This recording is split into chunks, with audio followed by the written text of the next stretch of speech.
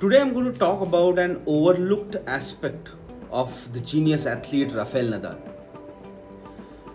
The healing process of the body, I believe, is not only biological but psychological as well. Of all the great qualities that Nadal has, we forget how fast he has come back from injuries, especially in recent years. In fact, I would say that in the field of sports, no one exemplifies this return to sport after injury more than Rafael Nadal. As he marches on towards his 22nd Grand Slam title, and which I think so seems more likely after defeating world number one Djokovic just a couple of days back, I am reminded not only of the injury scare that he had before this match, but also at the start of the year when he had a terrible injury that threatened his career. And he was literally on crutches. In fact, Nadal went on record saying that this injury might just threaten his career and his career might get over.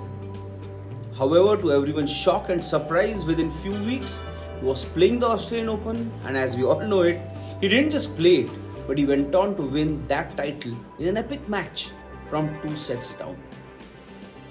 How can we explain this? It's very easy to talk about him having access to the best doctors, physiotherapists, but so do others, right? And many are, in fact, unfortunately not able to come back so fast and so quickly, and a few unfortunate are unable to come back at all. I feel the real reason Nadal is able to do this unthinkable every time is his mindset. And I believe he has wired his brain in a manner that facilitates this healing process. Nadal is able to manage the two issues that confront players who are returning from injury. One, future concerns. The biggest mental challenge to injury is when the mind starts thinking about their career, questioning how and when they will get well, what if they can't get back soon, and whether they will get back their form, and all the subsequent negative thoughts that arise therein. And all of this accumulates stress hormones, reduces the quality of sleep, the way you're going to go about a rehab program, and interferes with the biological healing process. Nadal knows all too well, I believe, how to maintain that positive mindset during an injury period, but to that level. The second is present outlook. Many sportsmen tend to look at that injury at the present as a break. With less or minimal activity, the muscle mass is already reducing, and add to that, stress eating can change the nutrition and eventually makes the player feel and become unfit. This impacts return from injury, but also impacts the mental state of the player.